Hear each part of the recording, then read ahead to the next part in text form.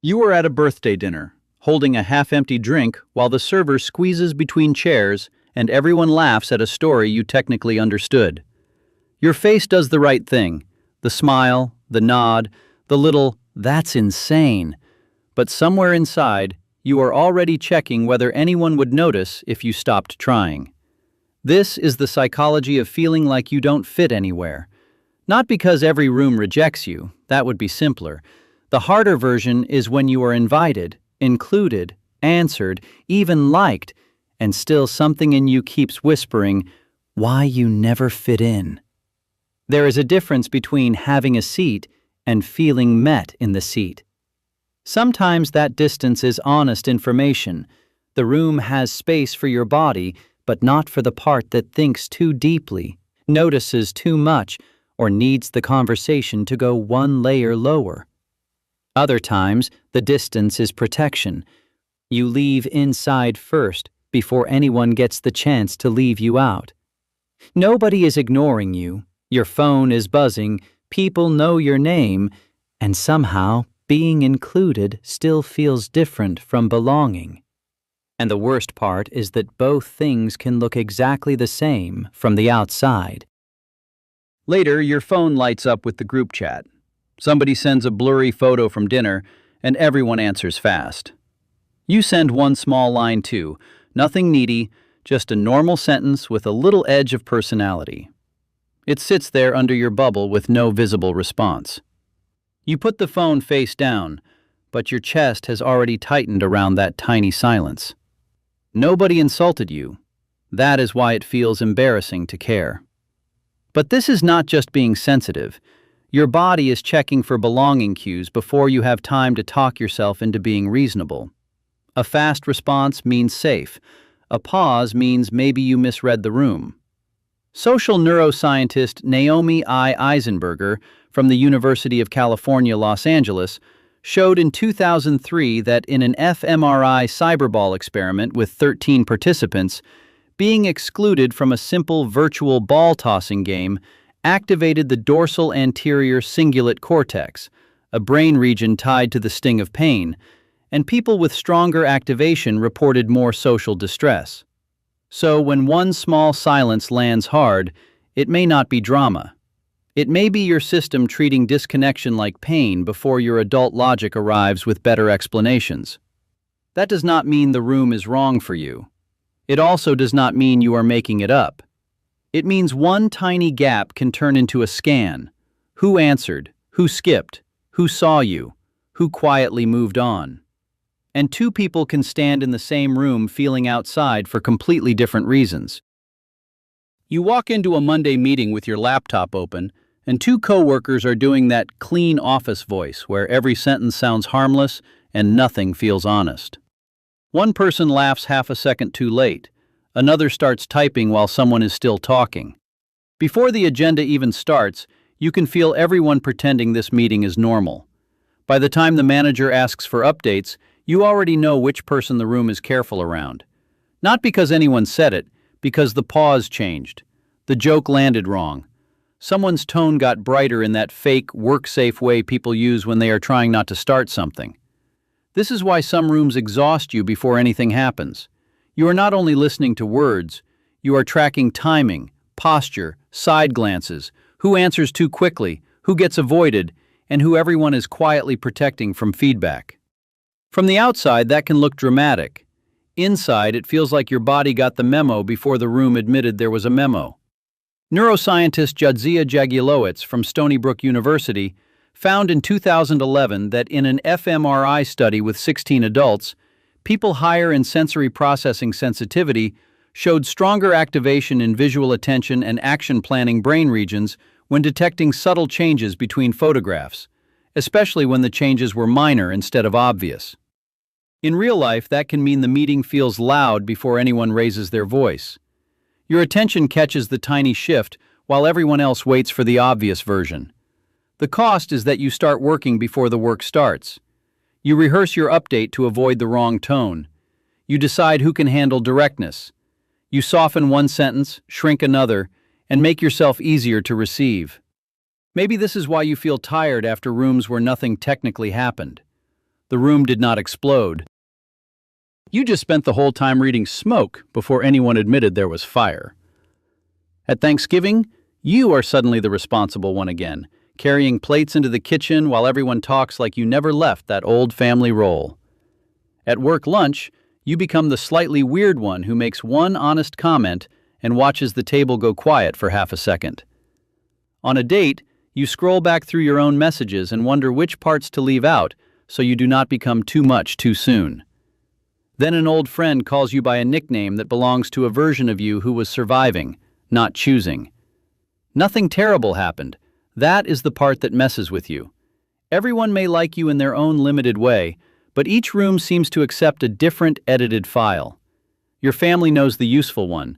Work knows the competent one with one strange opinion allowed per lunch. Dating knows the polished one who has learned not to reveal the whole operating system too early. Old friends may know the funny one, the reckless one, or the version who never asked for anything serious. So the loneliness is not always about being unwanted. Sometimes it is about being wanted in pieces, and when that happens long enough, you start doing the splitting before anyone asks. You check the room. You trim the sentence. You decide which version has the best chance of getting through dinner, the meeting, the date, the call. Psychologist Patricia W. Linville from Yale University found in 1987 that in Study 1 with 106 undergraduates, students with lower self-complexity showed a stronger link between stressful events and later depression and physical symptoms, while higher self-complexity buffered that stress-illness link. That matters because having many parts is not the problem. A life with more than one version of you can actually give pain fewer places to take over. If work goes badly, the friend part still exists. If dating hurts, the creative part still has oxygen. If family pulls you backward, another room can remind you who you became. The pain starts when every room allows only one part at a time. Then, range stops feeling like range. It starts feeling like evidence that nobody could handle the full thing. And once that belief settles in, you may hide the real part before anyone has even asked you to. Someone takes 4 hours to text back, and you keep reopening the thread while your laundry sits in the dryer. By the time their message finally comes in with, "Sorry, crazy day," your mind has already built a whole case that you were tolerated, not wanted. The dryer buzzes. You stay there with the phone in your hand. Now the message does not feel like a message. It feels like evidence. This is the tricky part almost nobody wants to say out loud. Sometimes the feeling is accurate. Some rooms really do keep you at the edge, give you half-warm attention, and make you work too hard for basic ease. But sometimes the threat is not in the room yet. Sometimes your mind grabs one delay, one flat tone, one missed reaction, and turns it into a verdict before the other person even gets a chance to be human. That does not make you dramatic. It makes the question harder. Because if every small silence becomes proof, you may start acting rejected before rejection has happened. Psychologist Gregory M. Walton from Stanford University found in 2011 that in a 3-year study of 92 college students, a 1-hour social belonging intervention raised Black students' GPA, reduced the Black-white achievement gap by 52%, and improved self-reported health and well-being. The point is not that one sentence fixes belonging. The point is that the meaning attached to belonging cues can change how much energy a person has left. A small signal can drain you before anything visible goes wrong. Not because you are weak, because uncertainty burns quietly in the background. So when the text finally arrives, the issue is not only whether they like you. The issue is what story your body had to live through during those 4 hours. You may answer colder. You may act busier than you are. You may step back from someone who was never trying to leave. And that is where protection can start looking exactly like loneliness. You walk to your car after the party, still holding the paper plate someone made you take home with a slice of cake wrapped in foil.